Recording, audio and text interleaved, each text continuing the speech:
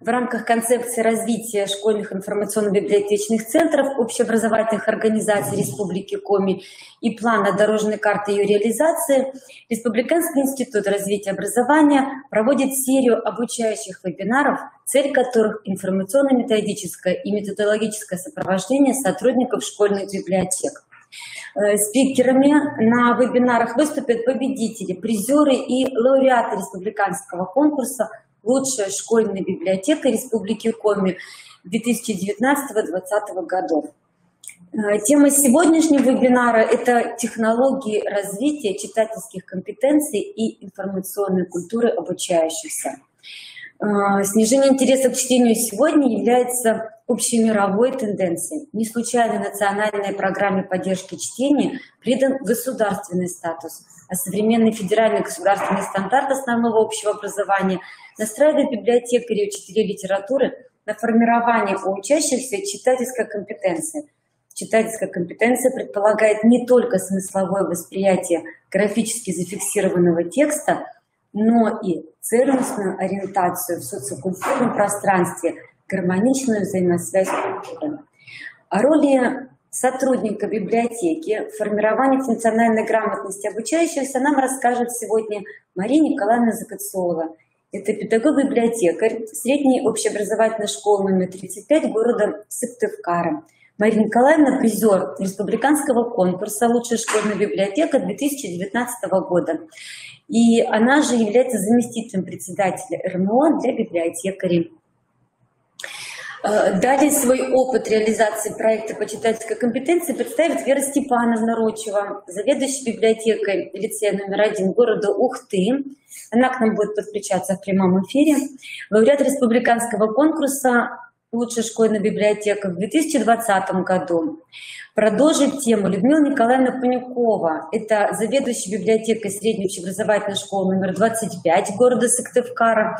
Она также является лауреатом республиканского конкурса «Лучшая школьная библиотека» 2020 года. Также у нас сегодня в гостях Ракошевская Вера Алексеевна, библиотекарь школы номер 16 города Сыктывкара, которая представит нам с вами творческую программу «Ожившая сказка» о приобщении к чтению младших школьников посредством литературно-музыкальных часов. Уважаемые слушатели, мы сегодня готовы ответить вам в прямом эфире на все ваши вопросы. Не стесняйтесь, задавайте. Вопросы можно написать в чате в левом нижнем углу. Наши выступающие, думаю, мы прочитаем и ответят на все ваши вопросы. Я предоставляю внимание Марии Николаевне о роли сотрудника библиотеки. Мария Николаевна, вам слово. Доброе утро, уважаемые коллеги. Очень рада возможности снова пообщаться с вами, поделиться своим опытом, узнать, конечно, от вас что-то новое и полезное для нашей дальнейшей работы. И сначала начну с теории, которая тоже необходима, и она касается наших новых федеральных общеобразовательных стандартов. Так, сейчас. Принятие федеральных образовательных стандартов в ГОС существенно изменило процесс организации школьного образования. Сегодня в школах России его специфику определяет переход от традиционной системы ЗУМ знаний, умений, навыков к формированию компетенций, личностных способностей обучающихся успешно применять накопленный интеллектуальный опыт и практический опыт в будущей профессиональной деятельности. Таким образом, содержание современного образования ориентировано на развитие у школьников потенциала для решения широкого спектра возможных проблем, от бытовых до производственных, от персональных до общественных. И в числе компетенций, обозначенных в образовательном стандарте, как конечный результат обучения, большое внимание уделяется общекультурным компетенциям. Приоритет формирования общекультурных компетенций отводится школьному учителю. Но не стоит забывать и о роли школьного библиотекаря, о работе школьной библиотеки, смысл которой на современном этапе развития образования понимается по-новому, не так, как раньше. Оставаясь по-прежнему центром приобщения школьников к чтению как основному виду познавательной деятельности и досуга, библиотека сегодня содействует общеобразовательному процессу в двух основных направлениях. Это интеллектуальном и воспитательном.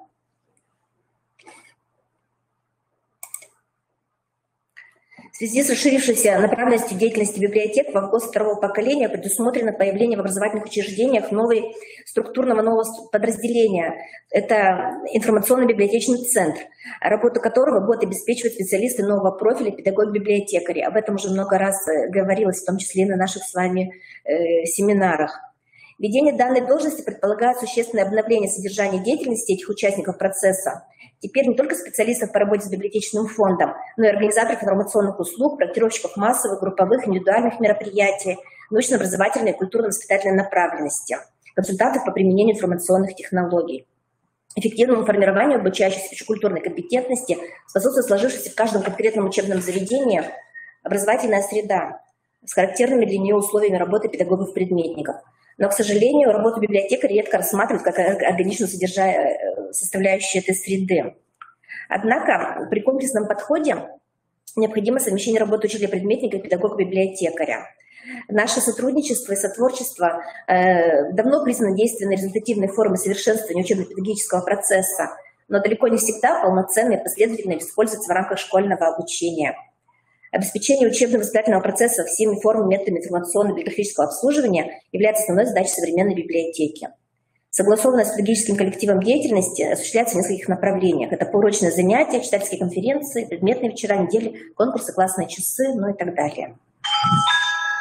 Такое рода сотрудничество учителей и школьных библиотекарей направлено на оказание помощи школьникам по всем учебным предметам, совершенствование их знаний в самых разных отраслях, научно-популярной, художественной, периодической и прочей литературы для успешного освоения школьных программ.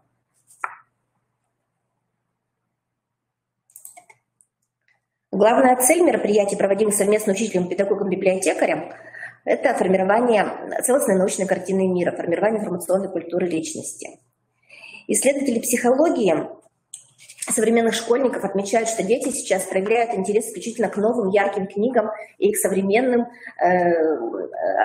красиво оформленным, обставленным новой какой-то интересной мебелью библиотекам. Конечно, школьная библиотека не всегда может похвастаться наличием всех этих составляющих, и поэтому приходится менять форму работы. То есть если мы не можем предоставить детям красивое, яркое, новое помещение и большое обилие современной яркой литературы, то, значит, нужно просто поменять форму работы, использовать в своей деятельности не только проверенные временем традиционные методы, но и какие-то новые методы и способы для привлечения детей в школьную библиотеку. Работу читательской аудитории необходимо начинать с реконструкции, утраченной поколением 90-х и вытесненной клиповым мышлением современных школьников, культуры чтения. Это такая полезная привычка, которая сейчас многими, к сожалению, утрачена. И после этого уже только мы будем заниматься формированием читательской компетентности, о которой мы сегодня с вами как раз и говорим. Прежде всего нужно, чтобы дети просто захотели читать.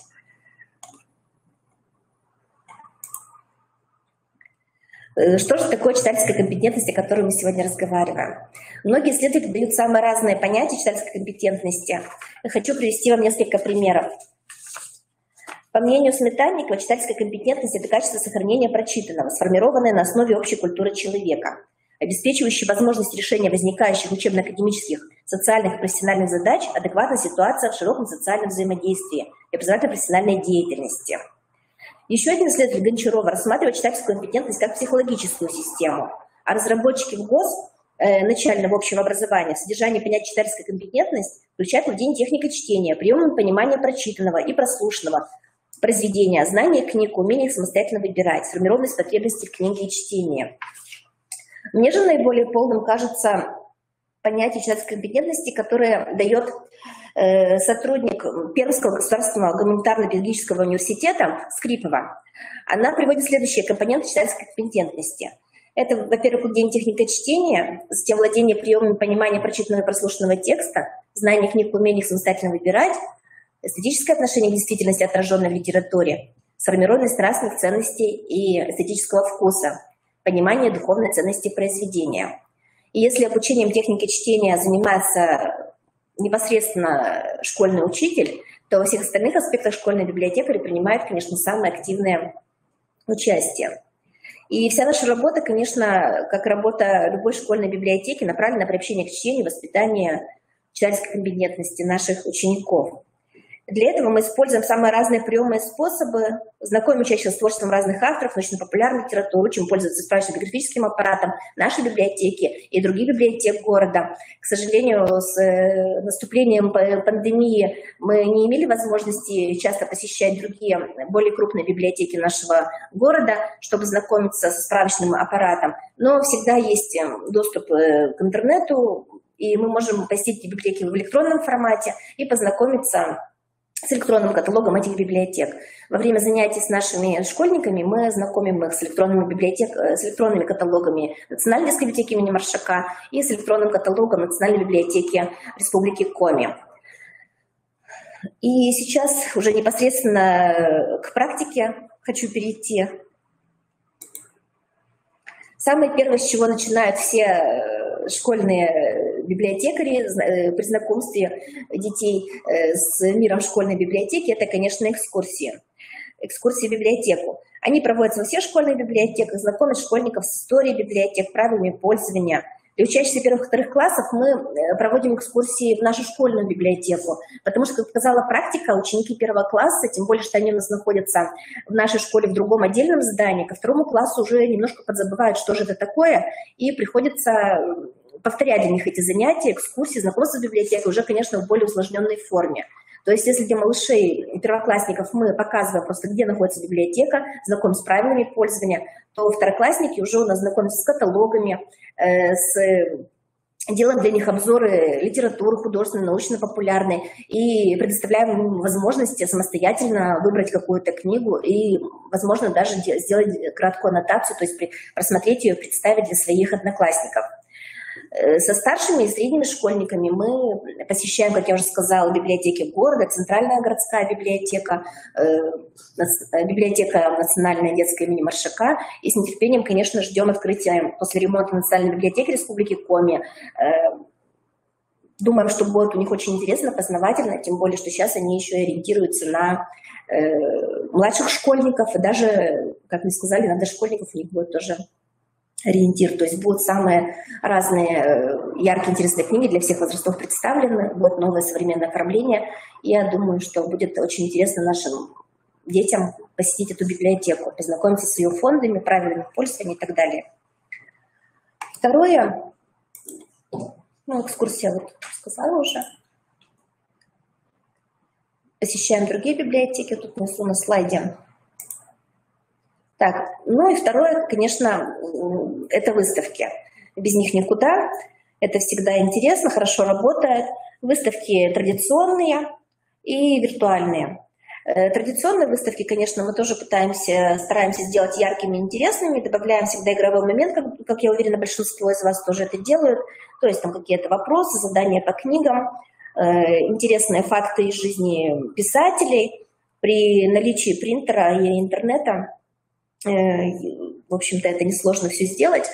Распечатать какие-то коротенькие задания, и дети с удовольствием участвуют в этом, обращают внимание. И, как правило, я в последнее время стала делать выставки, всегда дублирующую литературу на отдельную полочку складываю, потому что, как правило, эти выставки очень быстро пустеют, надо заменять, потому что книжки разбирают быстро, и, следовательно, нужно заменить их равноценными.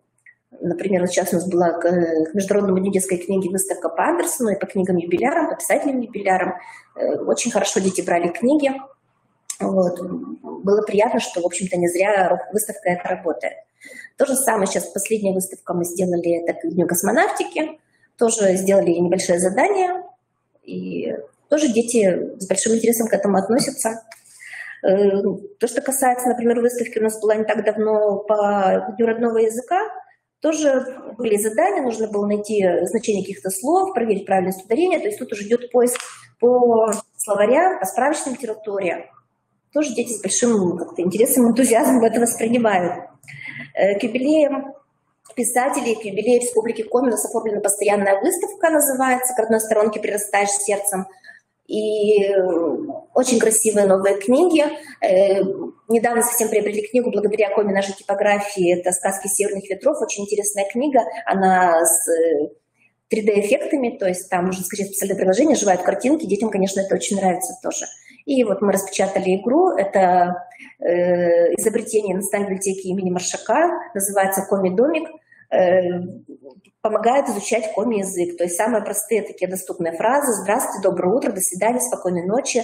На крыше домика, вот девочка в уголке видно играет, на крыше домика на русском языке, на основании домика на коми-языке. Нужно найти соответствие, то есть сложить, собрать домик правильно. Конечно же, рядом всегда лежит словарь коми-русский, чтобы дети, которые не знают коми-языка, они могли задание это выполнить и, опять же, пополнить свою копилку знаний в коми-языке. Это то, что касается выставок. Виртуальные выставки, о которых также я уже говорила, это тоже всегда хорошо, интересно. Это виртуальные выставки книг. Мы размещаем их на своей страничке ВКонтакте всегда. Это какая-то юбилейная дата или новая книга, если такое бывает, да, случается поступление в школьную библиотеку. Обязательно всегда рекламируем в тот же день, когда она поступает, она уже у нас... Дети у нас проинформированы. Также на сайте нашей школы есть раздел «Библиотека». Там мы выставляем виртуальные выставки, аннотированные списки. Например, здесь вы видите голубой фон. Это у нас были зимние книги. К новогодним праздникам была сделана эта виртуальная выставка. И с другой стороны, это у нас в Дне Победы были книги, посвященные Второй мировой войне, причем не только как Великой Отечественной войне, но именно Второй мировой войне, то есть так, как это происходило в других странах. Сразу скажу, что книги, которые я, допустим, выставляю на виртуальной выставке, они не все есть в нашей библиотеке. Конечно, мы не можем похвастаться таким богатством фондов, но я считаю, что мы должны знакомить детей с тем, что эти книги существуют. Пусть даже не в нашей библиотеке есть, может, они возьмут где-то в другой библиотеке, мы их можем направить, куда им пойти, в электронном виде. Потому что дети, конечно, сейчас многие читают электронные книги, хотя приятно слышать, что дети говорят, что все-таки хотелось бы бумажную книгу в руках подержать, и электронные они как-то, вот, ну, в принципе, не очень любят, скажем так. Хотя вроде все с телефонами все время сидят. Но читать предпочитают все-таки, из моих наблюдений лично, все-таки бумажные книги больше. Вот.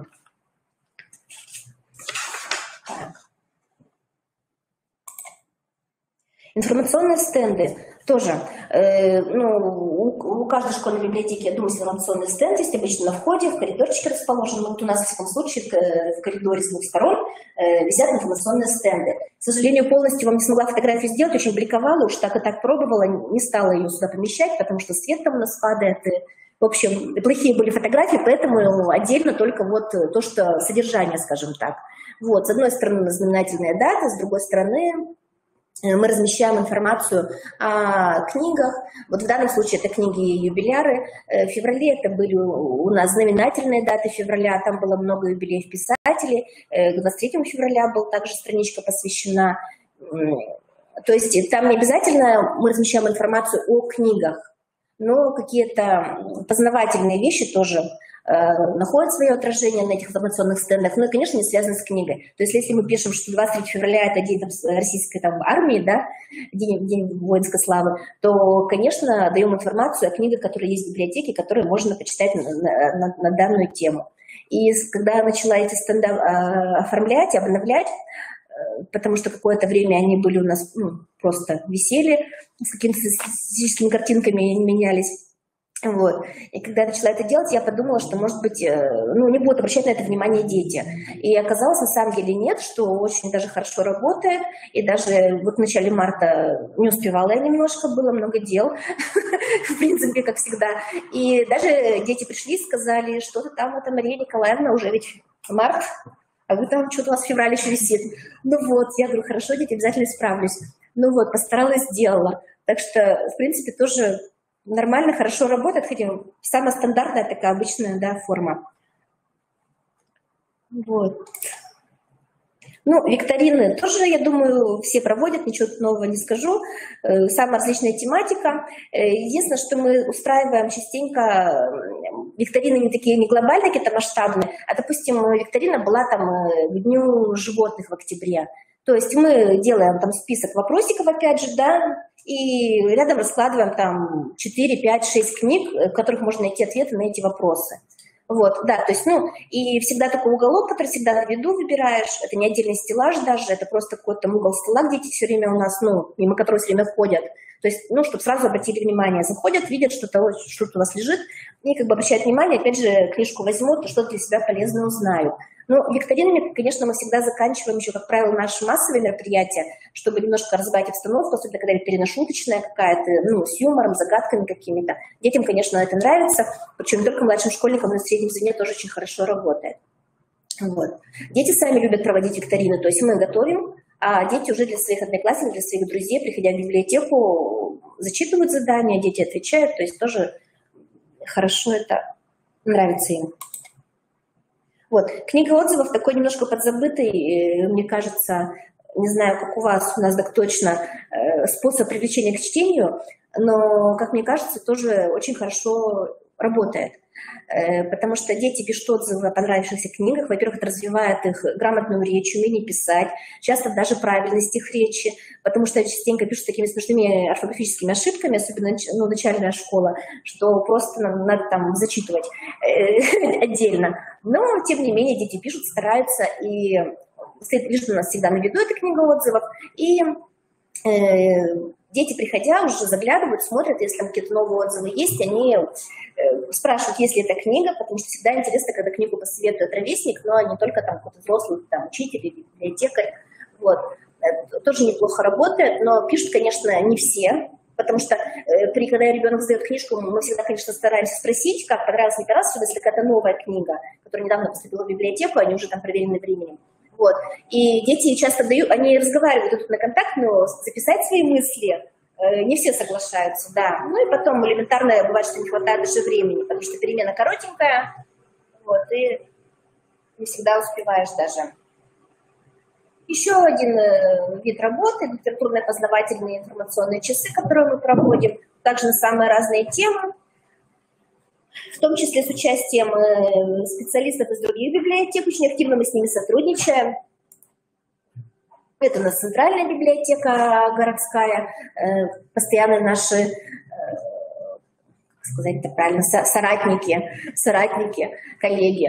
И Национальная библиотека Республики Коми, тоже очень активно мы с ними работаем. Ну, у них очень интересные мероприятия разнообразные, особенно для старших школьников, потому что работа со старшим звеном немножко, как бы, ну, не то что провисает, но с ними, конечно, сложнее работать, чем с малышами. Малыши – это такая благодатная такая почва, вот, а старшие школьники уже их заинтересовать чем-то уже гораздо сложнее. Я думаю, со мной согласитесь. И вот на помощь нам приходят наши коллеги из национальных и городских библиотек.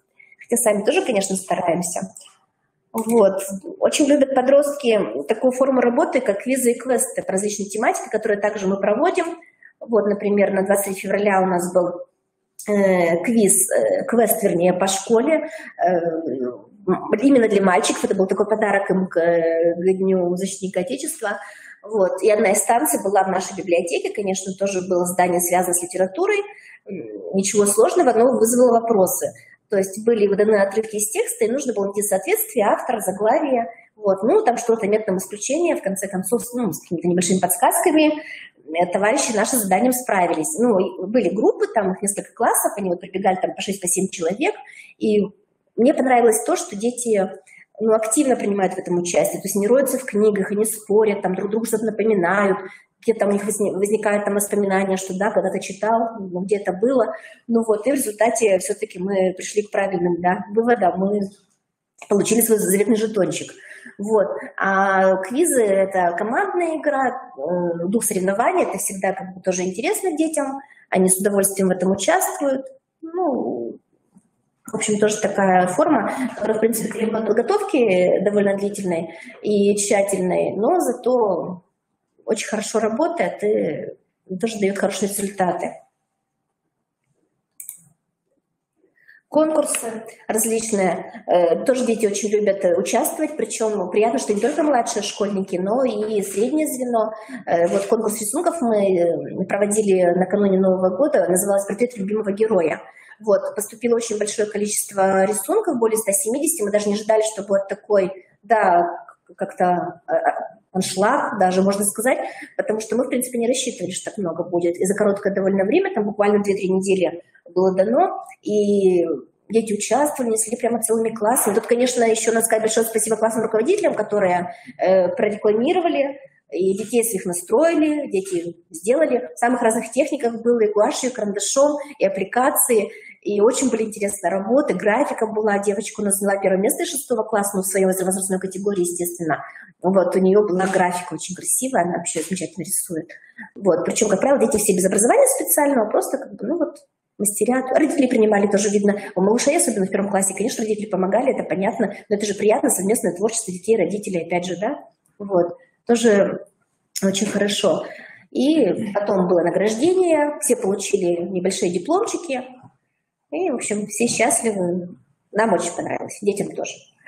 Вот. Конкурсы чтецов, которые также довольно часто проводятся, они, как правило, у нас приурочены к каким-то знаменательным датам. Вот, например, да, я уже рассказывала на каком-то семинаре о том, как мы праздновали день рождения Сергея Есенина.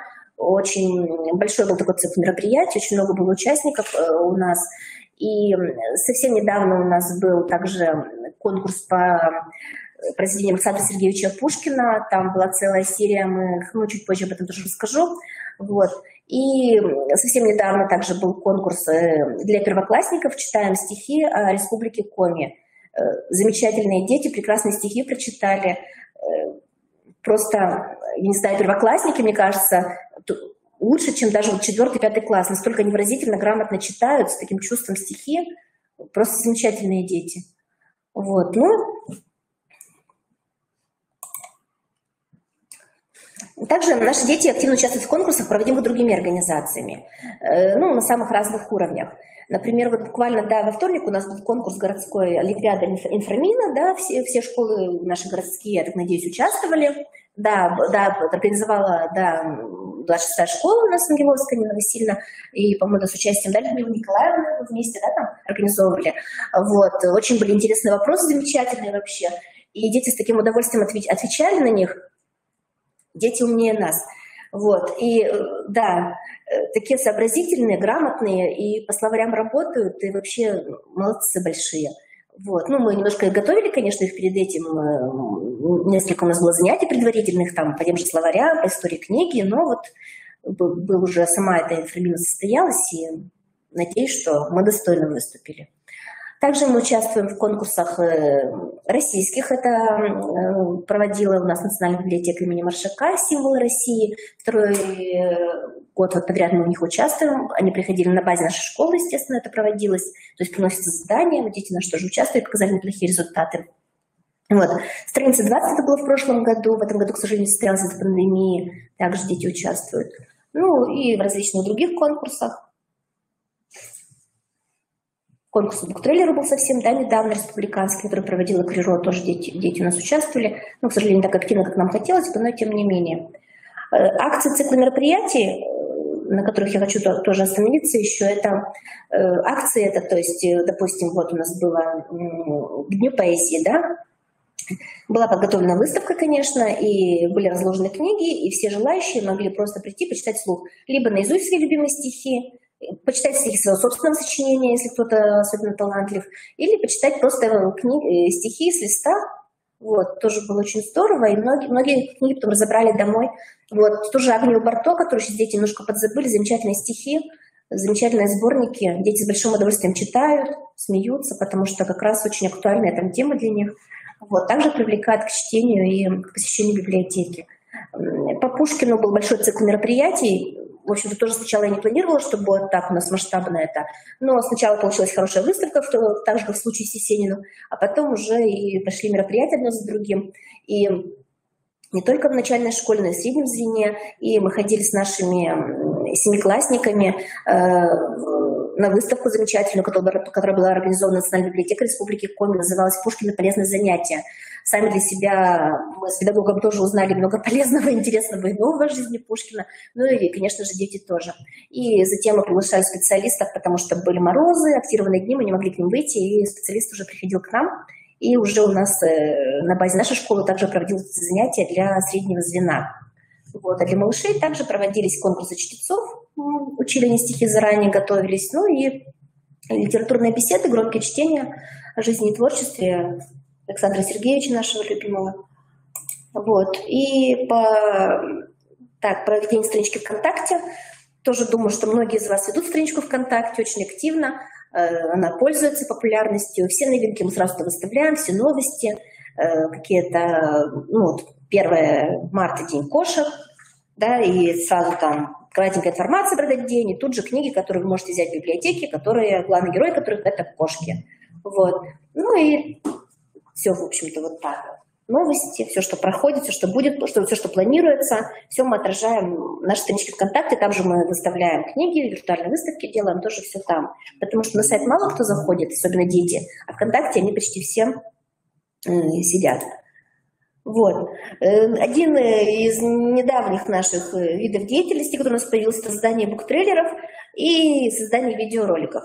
Видеоролики мы создали пока всего 2, но это только начало, мы начали только в этом году. Вот, в октябре это был у нас Есенин, сейчас у нас в феврале-марте был, в феврале-марте это был у нас по Александру Сергеевичу Пушкину видеоролик. Вот. А конкурс буктрейлеров мы участвовали, который проводится КРИРО. Но я думаю, что в дальнейшем это можно использовать и просто как рекламу книги. То есть мы планируем, что мы будем сами снимать, дети с нашей помощью будут снимать небольшие ролики, рассказывать о любимых книгах или о каких-то там что-то рекламировать. Мы будем это снимать и выставлять уже также на нашей страничке ВКонтакте. Такие у нас планы. Ну и последнее, что хочу сказать, это работа по творческим программам. Вообще творческая программа – это «Радуга дружба», о которой также я уже говорила когда-то. Изначально, конечно, планировалось она более масштабно. Я планировала так, что мы будем на базе нашей школы проводить знакомства с культурой, историей, литературой других стран, особенно стран нашего ближнего зарубежья, так как известно всем, что в школах сейчас очень разнонациональный, скажем так, контингент, да? То есть у нас очень много детей из Азербайджана, из Армении, украинцы, белорусы, немцы, кого только нет.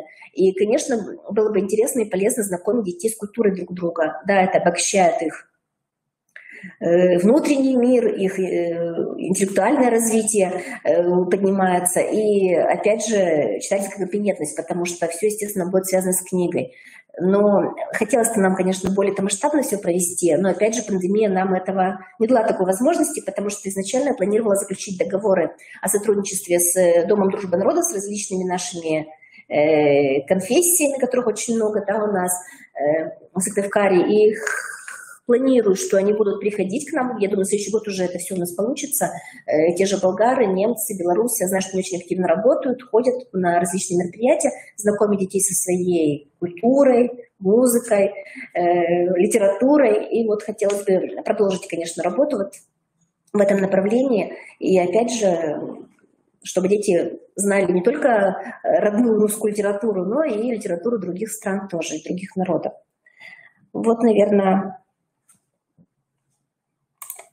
да, пока и все, что я хотела вам сегодня сказать. Вот.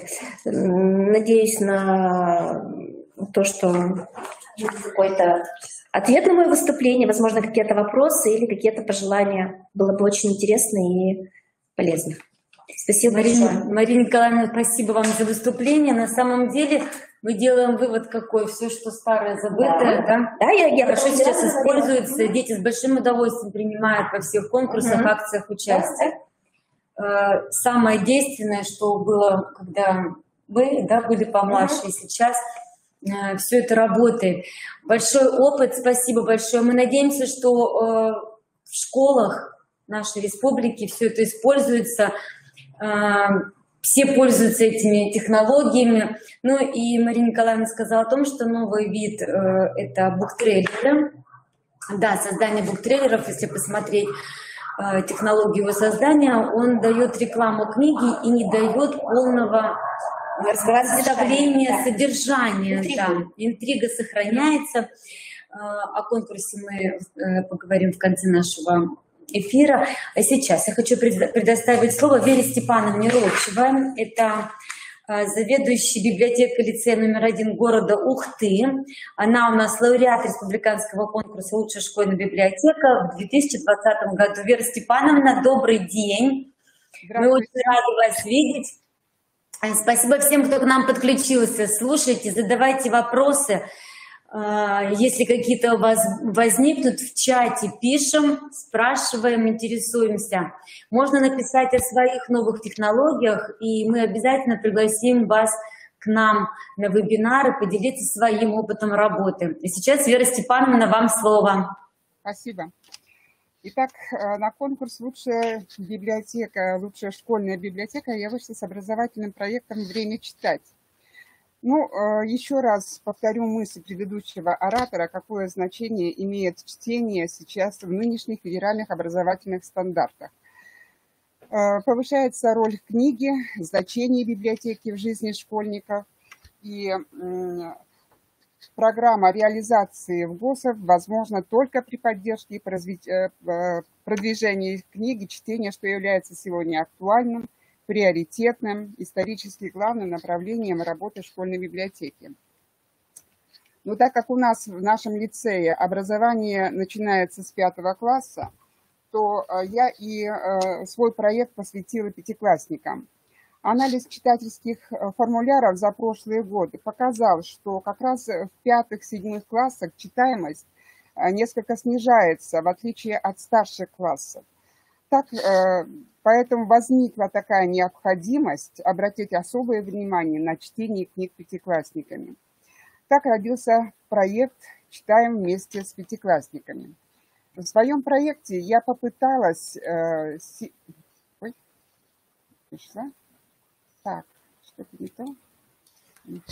систематизировать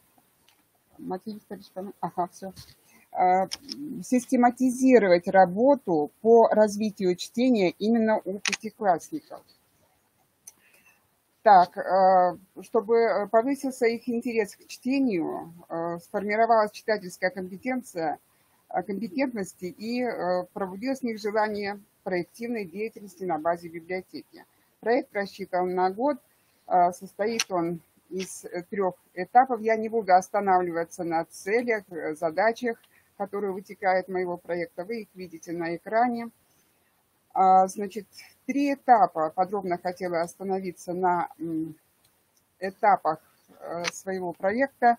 Итак, подготовительные знакомства с библиотекой, что, впрочем, у вас у всех бывает. Основная часть, какие мы читатели, и заключительная, лучший читатель года.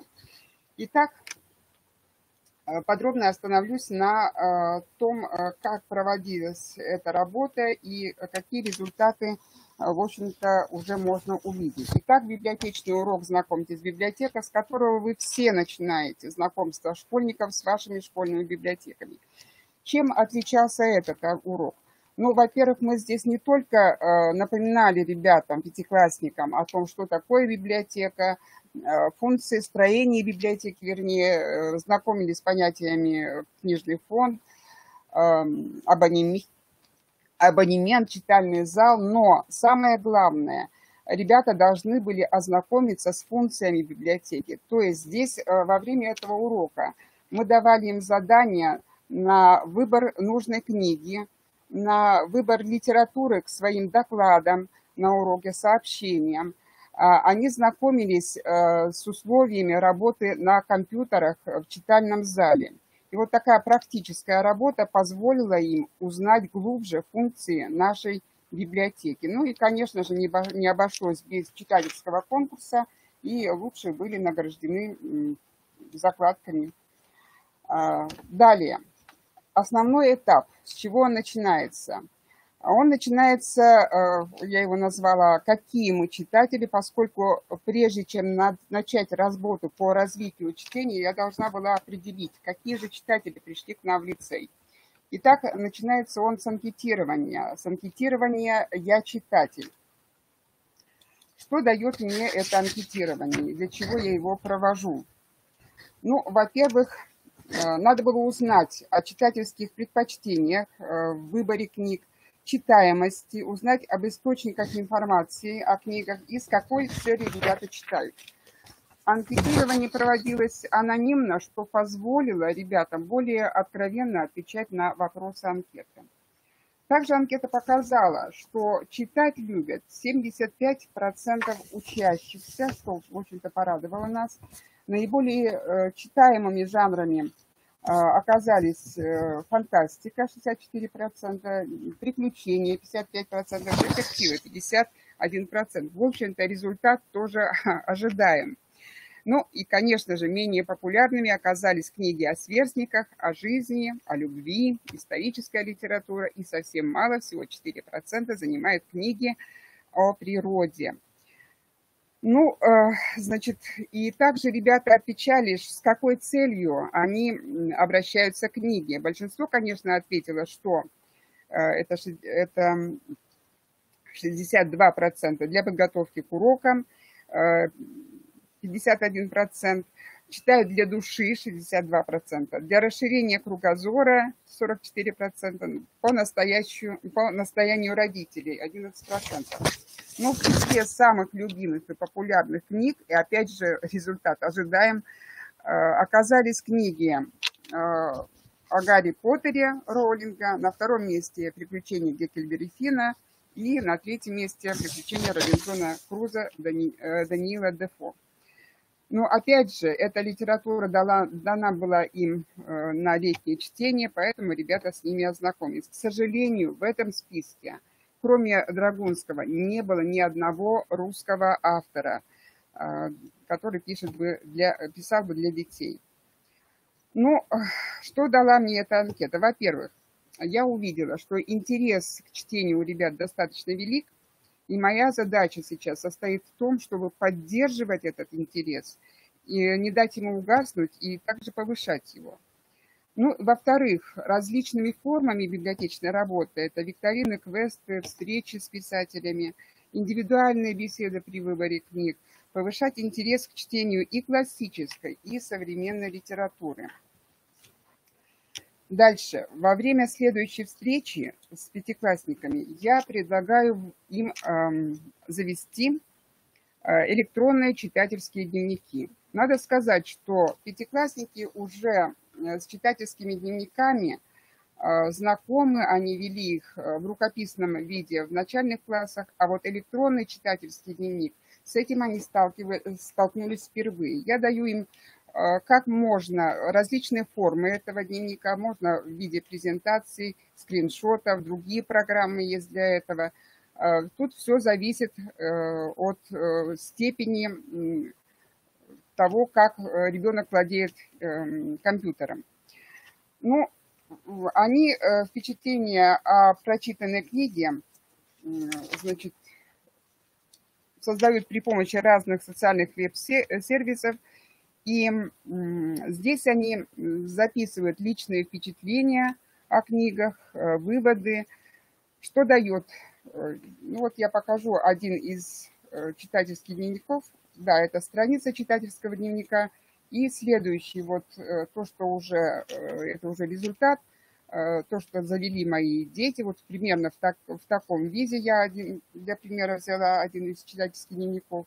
И вот она в виде скриншота рассказывает о книге, которую она прочитала. Это девочка, надо сказать, очень читающая, и она очень добросовестна в этом отношении, очень довольно удачно сделала, вот, создала свой читательский дневник.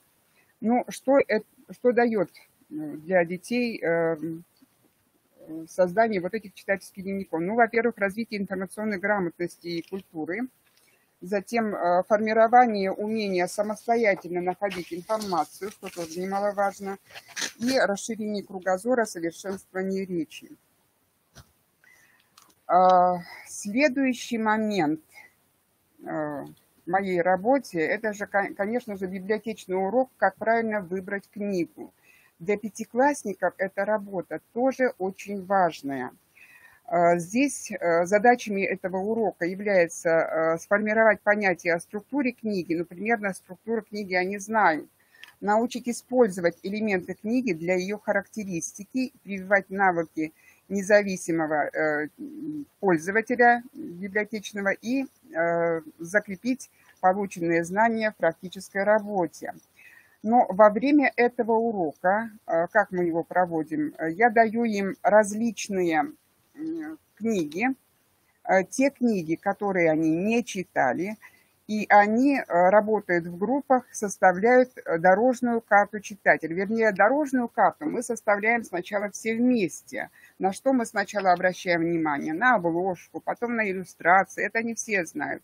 А вот что такое аннотация, где ее найти, предисловие, и что можно узнать из оглавления, об этом, значит, на эти вопросы мы уже даем такие общие выводы. И затем они в группах, получив эту дорожную карту читателя, они начинают работать по тем книгам, которые я раздаю, и через какое-то время они дают нам, рассказывают о той книге, которая им была предоставлена. Ну, вот результат этой работы. Теперь я уже стала замечать, ребята, приходя в библиотеку, выбирая книгу, находят аннотацию, что меня, в общем-то, порадовало. Я сказала, что дети читают в основном иностранную литературу. И это не секрет. Значит, а вот с русскими классиками они знакомы очень мало. Поэтому следующий этап в моей работе – это знакомство с нашей русской классической литературой. 2020 год – это год 140-летия великолепного русского писателя, поэта Саши Черного. Но с его творчеством, к сожалению, в нашей школе знакомы очень мало. Поэтому я провожу урок, писатели улыбаются, Саша Черный, по его рассказу «Невероятная история». На этом уроке я использую метод критического мышления, это чтение с остановками.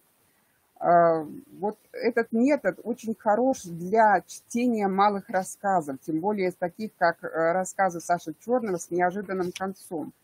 Это очень нравится ребятам, развивает их воображение, творческое воображение. Они учатся внимательно, быть внимательными, вернее, к деталям рассказа, развивают свою фантазию. Но так как в арсенале чтения юмористических рассказов почти не оказалось, за исключением фантазеров Носова, то их интерес к этому жанру возрос. После этого урока было предложено домашнее задание, впрочем, они сами выбрали его, написать юмористический рассказ. Делали они это и в группах, и отдельно. И я хочу сказать, что здесь, конечно же, нужно обязательно подключать учителя литературы, который работает в этом классе. Далее, но на этом у нас знакомство с Сашей Черным не остановилось, поскольку это была декада школьных библиотек, то я проводила акцию, которую тоже уже не раз проводила, это акция «Прочитай на перемене». Значит, в чем состоит эта акция? На переменах я, значит, раздаю им в классах, оставляю, вернее, листочки с текстами, в данном случае рассказов Саши Черного. И они должны были на переменах их почитать и оставить свой отзыв. Надо сказать, что эта работа всегда приносит мне вот какой-то хороший, мне кажется, результат, потому что ребята читают эти рассказы, они веселые, они смешные, за 5 минут перемены можно вполне прочитать, оставить свой отзыв. Мне очень понравился один из отзывов, он написал: «Мальчик, было очень интересно, хочу еще почитать». Ну, такую работу хорошо, кстати, проводить в младших классах, где небольшие произведения, сказки можно почитать детям. И также вот я проводила и в старших классах по притчам. И, в общем-то, во всех классах такая работа довольно эффективная, я считаю. Далее, следующий этап работы, следующий писатель, с которым мы знакомились на уроках, библиотечных уроках, это, конечно же, Альберт Лиханов, которого я очень люблю, который, к сожалению, также не вошел в нашу школьную программу, но не зря называют этого человека генералом, маршалом, вернее, детства, и по нему нельзя не проводить уроки. Была запланирована читательская конференция, но вот в связи с обстоятельствами пришлось ее немножко преобразовать в обычный библиотечный урок знакомства с этой книгой, потому что прочитали еще 5 человек, не успели все прочитать. Ну, о силе таланта писателя, о его заслугах в деле нравственного воспитания детей говорят те многочисленные награды и звания, которым был удостоен этот писатель. На уроке я останавливаюсь на сюжете романа. Это действительно роман, я не оговорилась. Это роман для детей, он так назвал его, поскольку здесь очень много о чем можно поразмышлять. Видимо, поэтому он так, обратился к такому жанру. Ну и, значит, мы обсудили с ребятами здесь поведение главного героя. На таких уроках мне нравится проводить инсценирование каких-то интересных моментов. И в данном случае хорошо прошла инсценировка по главе, по-моему, назывался «Пионерский сбор», что вызвало у всех особый интерес. Ну, опять же, результат этого урока, вот и чтение мной отрывков, интересных отрывков, а действительно язык лихановский очень хорош. Ребята слушают с удовольствием, они как будто соскучились по живому слову. И после этого урока дети также взяли книги Лиханова для того, чтобы их почитать. Очень хорошая разработка, кстати, этого урока есть в интернете. Светлана Сыроишко по роману «Мой генерал». Ну что ж, а привитие чувства прекрасного. Вот, я сказала, что в анкетах на стихи почти никто не обратил внимания, мало кто читает их, только тогда, когда требуют этого. Я запланировала встречу с ухтинской поэтессой Валентиной Лызловой, очень хороший поэт. Но, к сожалению, вот из-за пандемии нам не пришлось встретиться, мы отложили эту встречу на осень, но стихи Валентины Лызловой я также включила в следующий конкурс, который у меня будет проводиться на следующей неделе. Посвятила я его в столетие Республики Коми. Это «Север, край неповторимый». Ну, он будет у меня проводиться еще, поэтому я думаю, что пройдет, надеюсь, что она пройдет тоже интересно. Ну что ж. В заключительной части моего проекта я хочу провести читательские батлы. Но дважды я уже проводила эти читательские батлы по тем электронным читательским дневникам, которые ведут дети. Они проходят очень интересно. И опять же, я хочу сказать, что надо обязательно привлекать учителей литературы, чтобы они были тоже заинтересованы, поскольку мы, библиотекари, не можем так заинтересовать, чтобы они обязательно все вели читательские дневники. Каждый день спрашивать о том, что они читают. Поэтому на читательских батлах ребята представляют свои читательские дневники, и мы путем голосования выбираем лучшего читателя года, который будет награжден грамотой. Вот это итог систематизированной работы в 5 классах по привитию чтения. К этому выводу я пришла в прошлом году, вот старалась в этом году провести все те мероприятия, которые запланированы, ну и ожидаю хороших результатов в конце года. Но что я могу сказать о результатах все-таки этого проекта? Ну, год подходит к концу, все-таки что можно отметить? Во-первых, меня радует уже то, что пятиклассники открыли для себя новых авторов, научились правильно выбирать книги. Среди них действительно появились заинтересованные читатели, вдумчивые. На занятиях в читальном зале ребята увидели возможности разнообразной работы в нашей библиотеке. Это и подготовку к докладам, и олимпиадам, и создание презентаций. Сейчас ребята стали воспринимать библиотеку не просто как хранилище книг. Они увидели нашу большую заинтересованность в их чтении. Ну и свидетельство тому, это один из учеников взять в качестве своей проектной работы тему «История библиотеки лицея номер 1», которую он завершает словами стихотворения Нестерова. Я позволю их прочитать. Библиотечная работа на вид простой и тихий труд. Вдали от пышного почета библиотекари живут, но их спокойные владения спокойной жизни не сулят. Читателя пытливый взгляд им передал свое волнение. Для вкусов разных мнений нужна особая струна. Нужна и быстрота движений, и быстрота ума нужна. Таится в книгах суть познания. Прочти, страницы оживут. Библиотечное призвание. На вид простой и тихий труд. Ну и в заключение еще хочу отметить, что эта работа по формированию читательского интереса ведется не только мной в 5 классах, поверьте, но и во всех классах нашего лицея. И она не может продолжаться в течение 1 года. А вот систематизировать эту работу я постараюсь уже и в следующем для этих детей, в 6 классе. Ну, а в следующем году я также советую всем обратиться к системе ЧОК, чтение, образование, культура профессора Лизинского. Там очень интересные идеи проектные у него. Напечатана она в журнале «Завуч» номер 7 за 2020 год. Итак, моя задача, да не только моя, наверное, и всех вас, мои коллеги, в том, чтобы привить любовь к книге. Для этого мы здесь работаем, научить думать, воспитывать культуру чтения, постоянную потребность в чтении. Будем надеяться, что все-таки компьютерные технологии не заменят живое чтение. Ну, на этом я хочу закончить свой доклад. Спасибо всем за внимание.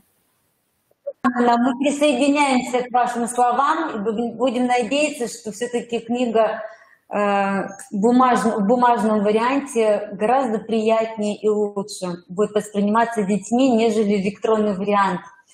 Спасибо за представленный опыт Вере Степановне, это лицей номер 1 города Ухты.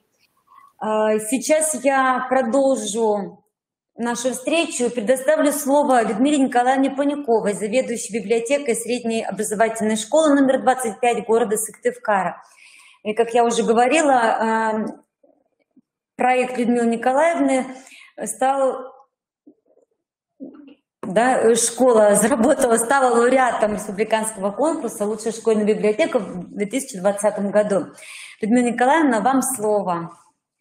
Здравствуйте, дорогие коллеги. Я хотела начать свое выступление с маленькой статистики. Вчера нашу библиотеку посетило 104 читателя. И каждый взял книгу, и не одну. Примерно 40% из этих ребят взяли, так сказать, программную литературу, то есть к уроку. Но остальные взяли книги, так сказать, для души. А это значит, что наши дети читают и хотят читать. Наша задача направлять их в выборе книг, чтобы они читали не только Holy Web, а необходимо продвигать и раскрывать фонд библиотеки. Для этого в нашей библиотеке мы используем разные формы пропаганды чтения. Один из вариантов – это челленджеры. Английское слово «челлендж» в прямом переводе на русский язык означает «вызов», совершить какое-либо действие наспор, бросить или принять вызов, возможность почувствовать себя причастным к чему-то глобальному. Челленджер – это реальность, облеченная в игровую форму. Первый челлендж, о котором я хотела рассказать, это Book Challenge. Проводится в рамках проекта «Орешек знаний». Он проводится среди учащихся 3-8 классов. Участие в челлендже является добровольным. При подведении итога в нем учащиеся, выполнившие все или наибольшее количество заданий, получают звание «Самый начитанный читатель библиотеки» и награждаются грамотами. Цели проведения – это пропаганда чтения среди участников образовательного процесса. Задачи – формирование отношения к чтению как уникальному виду деятельности, формировать читательскую компетентность и повышать статус чтения как творческого процесса. Условия проведения – это обещание прочесть книги из списка за определенное время. Это 20 пунктов, которые учащиеся должны выполнить до 20 мая 2021 года. Нет списка определенных произведений. Под пункты могут подходить десятки книг, которые учащиеся могут взять в библиотеке, у друзей или просто купить в магазине. Разные пункты позволяют учащимся выйти за рамки привычных литературных вкусов и найти для себя что-то новое и интересное. Начать можно в любой день учебного года. Выполнить пункты можно в любой последовательности. В чем мы, библиотекари, помогаем ребятам? Мы подбираем книги в соответствии с заданием чек-листа. Очень важно не навязывать книги, а дать возможность выбора книг из нескольких предложенных. Уровень сложности книг тоже должен разный. Дети иногда хитрят, выбирая совсем легкие книги. Например, книга, в названии которой есть цвет. Берут красную шапочку.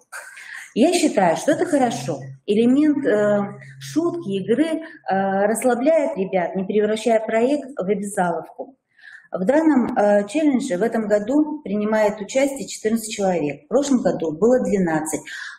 Есть из них некоторые, кто уже продолжает, то есть повторно участвуют. Второй вид челленджера – это «Я знайка». Также проводится в рамках проекта «Орешек знаний». Игра – это увлекательно серьезно. Игра приходит к нам на помощь в те моменты, когда необходимо увлечь детей чем-то интересным, научить их логически мыслить, искать информацию.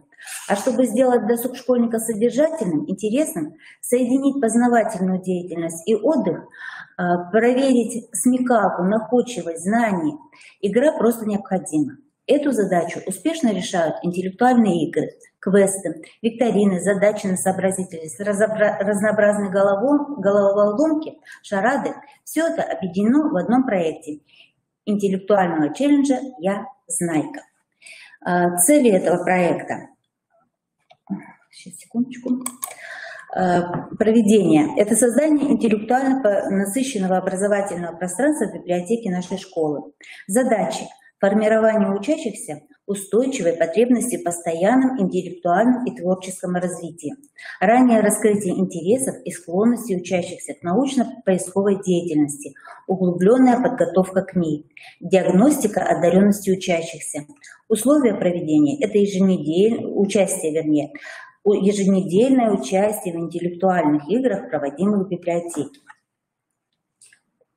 В течение всего учебного года ребята участвуют в мероприятиях, подготовленных библиотекой. В конце года мы подводим итоги, и самые активные получают звание «Самый эрудированный читатель библиотеки» и награждаются грамотой.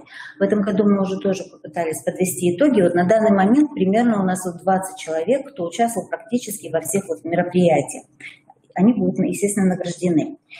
Еженедельно мы готовим в библиотеке мероприятия. Это могут быть квесты, викторины, книжные лотереи и так далее. Ребята участвуют в них по собственному желанию в любой день недели, в любое время. Иногда, когда задания сложные или их много, это обычно бывают квесты, или ребенку для участия необходимо прочитать книгу, выполнение задания растягивается на несколько дней. Участие в мероприятиях может быть разовым, но, как правило, поучаствовав один раз, ребята становятся постоянными участниками. Понедельник начинается с того, что ребята прибегают с утра и спрашивают: есть новый квест? Кстати, вот квесты – это самое любимое у них. Вот квесты обожают безумно. Ребята участвуют как по одному, так и небольшими группами. На данный момент в челлендже участвуют 63 человека. В этом году уже проведено 22 мероприятия. Конечно, не очень красиво записано, но мы чисто вот статистику ведем таким образом. Наибольший интерес вызвали квесты «Игра в детектив», «Живая природа», «Пираты книжных морей», викторина «Угадай книгу по смайликам», выставки «Загадки» к юбилею Джани Родари и по сказкам Пушкина «Там чудеса, там леший бродит». Книжная лотерея большой интерес вызвала. И «Расскажи стихотворение Агнии Барто наизусть». Чем хороша данная форма работы? Во-первых, в мероприятии участвуют те, кому действительно интересно.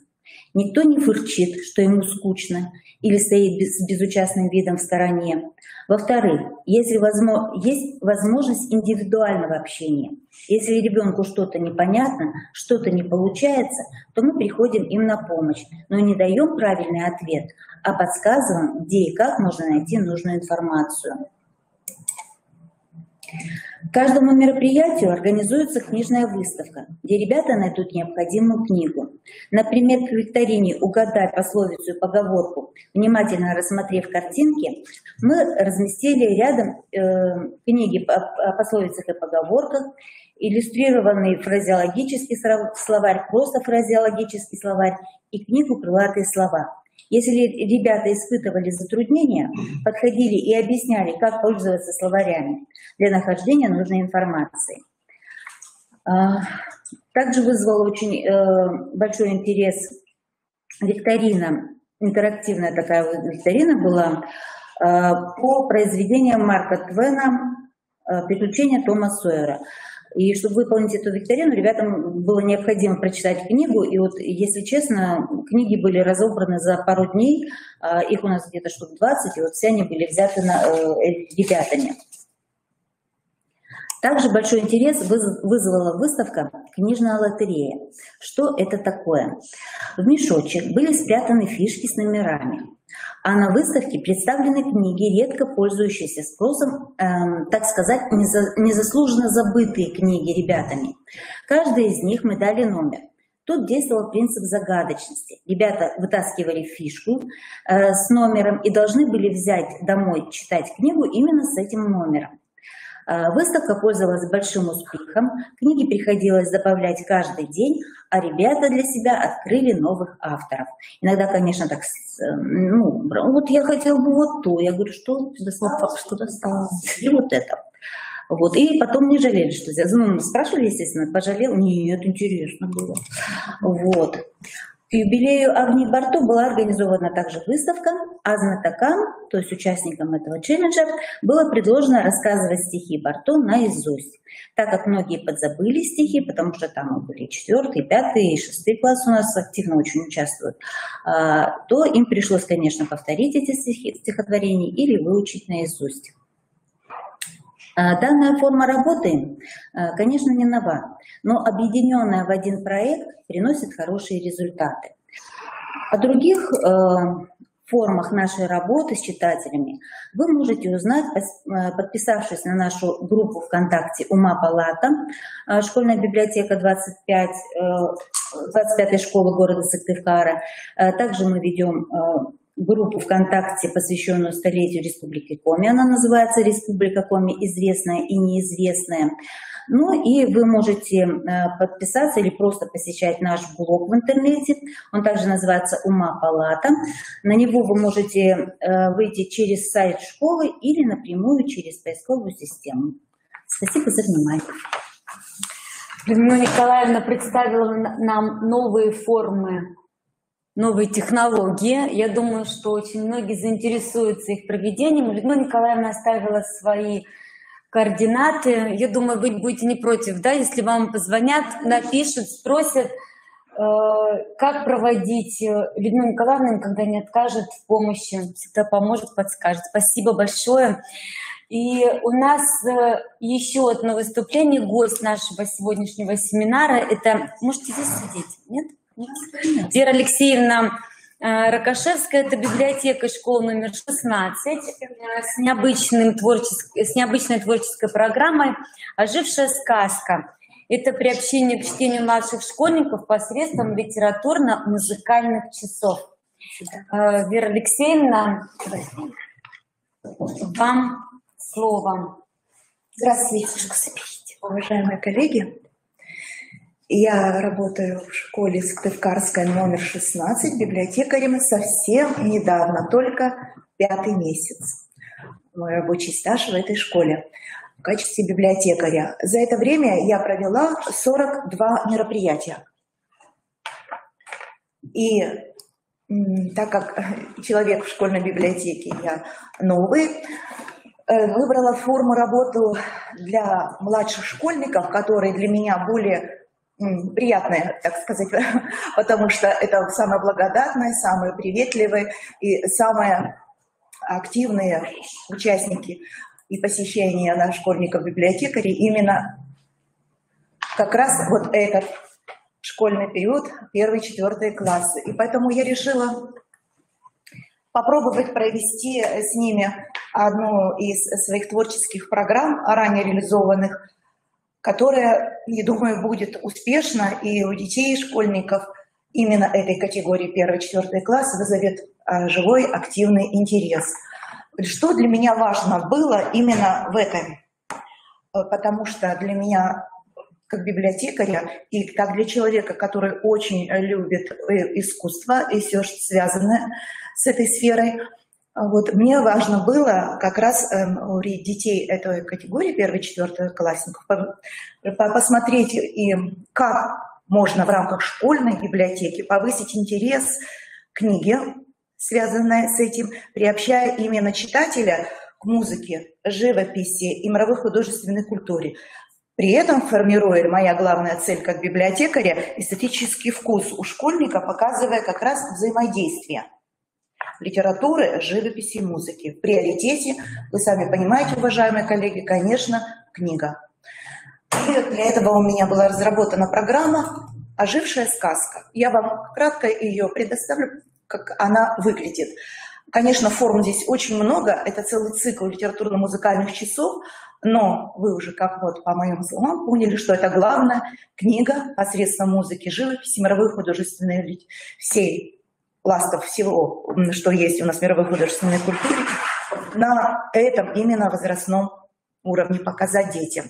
Итак, вот «Ожившая сказка». Я провела весь февраль и январь в дружбе со сказкой, потому что это самое приятное, что дети любят, откликаются очень охотно и с желанием. Строится этот цикл мероприятий очень просто, понятно и для детей интересно, потому что в основе всеми нами любимые и незабытые сказки. Беру я, как правило, начало, это сказка в живописи. Они реагируют очень активно, вспоминая, а некоторые только может знакомить, конечно, с картинами великих художников. Вот так в презентации я им показываю и тут же сразу приобщаю, конечно, к книге, потому что просто показать ничего это не будет. Для этого я вот даже сегодня вам принесла, уважаемые коллеги, мою любимую книгу-подсказку «Прогулки по Третьяковской галерее». И если я рассказываю детям своих вот этих литературно-музыкальных часах «Ожившая сказка» о книге и живописи, то открываю в помощь нашего друга, кстати, он неоднократно приезжал в город Сыктывкар, мы были на его творческих встречах, открываю по той теме, которая у нас идет, его подсказку стихотворения, которые дети впервые, кстати, очень многие слышат, так как книга, к сожалению, замечательная, но не в больших экземплярах, если во всех школьных библиотеках, не знаю, если нет, заказывайте, она вам будет большим другом и помощь не только этих проведений мероприятий. Вот, можно даже следующий слайд. Остановлюсь, например, на художнике-сказочнике Васнецова. Кратко я рассказываю все, что связано с Васнецовым, буквально в 2-3 словах, и делаю сразу с первого кадра слайда, делаю детям акценты, запоминайте, глазками смотрите, это развивает и зрительские, и память фотографии. Знакомимся сразу с художником и говорю кратко, что он сделал для того, чтобы мы полюбили картины. Дальше мы листаем уже непосредственно, и идет мой рассказ о самих картинах. Вот до этого у меня были набросаны, например, картины из Третьяковской галереи, так как книга правильно называется «Прогулки по Третьяковской галерее», и мы проходим с ними, с детками по этим замечательным залам, где собраны лучшие произведения нашего друга Васнецова, и я им рассказываю, какую бы я ни открыла картину, кратко стихотворение любимого нашего, вот, например, сказка у меня «Аленушка», да, я вам рассказываю, как это звучит в стихотворной форме, зачитываю небольшое, совершенно несколько предложений, самое ключевое, что в этой сказке для малышей, ну, это обычно у меня вот 2 класс, который уже немножко первым, если это более зрелые уже детки, они с удовольствием опять вспоминают, или как 4-классники уже хорошо знают к тому времени, интересно слушают. И дальше мы переходим к следующей картине, опять же показывая картину, рассказывая стихотворение и зачитывая обязательно произведение.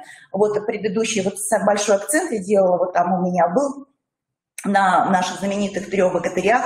Это прямо небольшое, но самое яркая у меня такая часть моих литературно-музыкальных часов, когда рассказываю о нашем удивительном эпосе и былинах, они реагируют, зная еще мультипликацию прекрасную о 3 богатырях.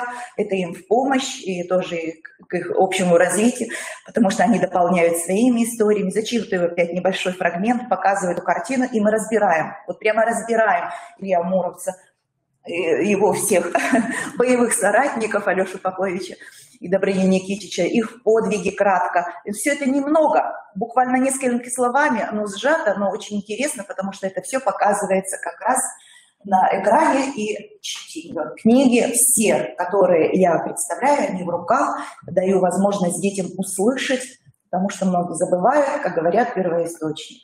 Потом в этом же литературно-музыкальном часу я смотрю, так как сейчас сокращены уроки, я не успеваю рассказать полноценно и сочно, чтобы дети со вкусом это приняли. Поэтому я стала разделять живопись и книгу, и сказку в музыке. Все это у меня ожившие сказки, но так как сейчас я вот этих 15 минут буквально не хватает, я просто немножко расширяю, и отдельно им, каждый класс в нашей 16-й школе, я приходила и рассказывала ожившая сказка именно в живописи. А позже, например, через несколько дней мы с ней встречались, как оживает сказка в музыке. И здесь совсем другая история, потому что детям подключается, здесь у меня звуковое сопровождение обязательно, подключается, они с удивлением узнают, что знакомая мелодия того самого, например, Чуковского «Танец маленьких лебедей» оживает в сказке на сцене. Я им здесь рассказываю, сказка как оживает в театре. Несколько буквально фраз, ну а мы окунаемся в волшебный мир театра, потому что сказка в музыке может ожить только в театре. И начинаю знакомить, вот следующий у нас герой, который оживляет сказки, это всеми любимый нами Римский-Корсаков. Дети о нем ничего, естественно, не знают, но я рассказываю немного о нем, как об удивительном, не просто композиторе, их слово это не пугало, а удивительном человеке, который любил детей и музыку, а главное волшебство, которое соединяет книгу с музыкой. Поэтому дети воспринимают это уже как доброго друга, и опять же я делаю акцент, чтобы они запоминали, как выглядят дальнейшие годы, да, и как фрагменты сказок, и главное, как фотографии этого нашего волшебника. И начинаю всегда с самого знакомого, с детства, это в сказках любимого Пушкина, показываю им книги, начинаю зачитывать первые строки, мне всегда приятно, независимо какой это возраст детей, они вслух вместе, значит, не зря работа библиотекаря и родителей в первую очередь, потому что я думаю, что это еще в дошкольном возрасте у них знакомство с Пушкиным проходит, и знакомимся со сказкой о царе Салтане, а потом как это оживает в музыке. В это время у меня подключается уже звук. Я кратко, самые интересные, самые ключевые зачитываю сказки, которые, фрагменты в сказках, сказка о царе Салтане. Потом дальше я им прохожу, если у меня позволяет вот время, если я отдельно беру блок «Сказка, ожившая в музыке», то больше рассказываю. Сказка у меня дальше идет, вот на следующем слайде вы увидите, о золотом петушке, обязательно фрагменты сказок, как это в театре оживает. И посредством, конечно, у меня есть отдельная интересная, очень литературно-музыкальная беседа, игра о театре, но вот здесь я тоже буквально 2, может 3 слова скажу, как это оживает в театре, как это интересно, если попасть за кулисье, посмотреть, и как на сцене оживают вот эти герои, они не только иллюстрации к знаменитым книгам, в частности Пушкина, да, но и фрагменты из сказок, которые оживают в музыкальном театре. Здесь вот сказка о золотом петушке. Также мы зачитываем, дети интересно, что вспоминают. Потом, если это у меня общая тема, и она не разбита, как бы как классические 45 минут, которые я позволял, запомнив то, что мы проходим с ними, вот, мы и еще, конечно, делаем легкую, запоминающуюся для них, они этого ждут, викторину. Кто из этих художников Васнецов путаются, но потом вспоминают, четко отвечают. Также потом мы переходим к картинам. Они всплывают, и пока идет картинка, например, Снегурочка, Иван-Царевич, Аленушка, они в это время вспоминают, говорят и что-то даже еще и комментируют. Конечно, останавливаемся на богатырях опять. Я хотела сказать, здесь слайда просто нет, что дети никогда не слышали, например, что есть такая замечательная опера «Садко». удивительно слушают музыку, им очень нравится. И когда я это рассказываю об этой былине и показываю слайды, вот тоже все здесь невозможно сразу для уважаемых коллег было в этой некороткой презентации объять, тоже для себя открываю совершенно удивительный мир. И вот, который я провела в феврале, последние вот эти литературные музыкальные часы, все былинные книги, которые у нас есть, русские богатыри, просто богатыри, все были взяты. Я даже не ожидала, что у меня с ним много, но они все на руках и были прочитаны, надеюсь, с интересом. Также вот здесь идет и викторинка, как называются эти картины, они вспоминают и художника, конечно, нашего любимого, и картины. И потом мы переходим после картин, там, конкретно уже к музыке. Кто из них легко отгадывает, потому что они запоминают его уже как друга большого, потому что он подарил столько удивительной музыки, красивой к сказкам. Проходим потом этот этап, также успешно они. Вспоминаем наших замечательных писателей, все Пушкина сразу помнят, немножко путаю, но никогда не ошибаются, такого еще не было. Далее вот если мы, так как мы здесь я не показала в этой презентации, да, я им рассказываю о Чайковском, который нас, это очень интересно, они охотнее, чем оперу, воспринимают балет, это им более знакомо, я им рассказываю, как он рождается в театре балет, сколько для этого надо мастеров, усилий, труда у тех людей, которые задействованы в этом, и рассказываю и каждой сказке отдельно с «Лебединого озера», «Спящей красавицы», «Щелкунчика», конечно, знакомлю в первую очередь с книгами. Показываю эти книги, зачитываю самые интересные моменты, и это все проходит у нас, конечно, под звуки музыки. И вот даже «Спящую красавицу» или «Щелкунчик» дети воспринимают как подарок, потому что для них музыка где-то они слышали, сказали, несколько раз слышала, что даже у них, например, в телефоне на звук выставлен тот же какой-нибудь фрагмент или у родителей, и никогда они не слышали, например, что это, оказывается, оживать может в сказке в театре. С каждой из отдельной балетной сказки я их знакомлю. Немного, так, чтобы они не устали, но услышали музыку, увидели нашего замечательного Петра Ильича Чайковского, как он выглядел и что он подарил, рассказываю краткую историю, как он рождал эту сказку. Ну, тоже, например, «Щелкунчик» или «Спящая красавица», у всех своя история, она не сразу появлялась, для этого надо было, да, определенные условия. И потом, приятно, что мне очень удивление, что они все это запоминают и с вдохновением рассказывают. А мы читали, а оказывается, сказка может ожить еще и в музыке, значит, и в театре. И также делаю вот в конце вопросики по сказкам. Тут они, конечно, немножко путаются, не так внимательно бывает, что слышат, грима с перо могут попутать, но я напоминаю, что написал Шарль Перро, и они вспоминают, да-да-да, это, конечно, он, например, написал «Спящую красавицу». Дальше также мы знакомимся с остальными авторами, которые помогли нашим замечательным композиторам оживить сказку в музыке. Также вот в виде игры вспоминают, но зато немного фрагментами, но смотрят хоть и на их внешность, чтобы в дальнейшем знать, кто такие замечательные композиторы, живописцы наши любимые и, конечно, книги. Все это у меня проходит рядом, не выпускаю из рук книги, которые по практике моих вот этих литературно-музыкальных часов тут же из рук и забираются, запишите, пойдемте в библиотеку, если это проходит в классе, как чаще всего, и запишите мне эту книгу. Это приятно, это очень приятно, что книга сразу находит своего читателя.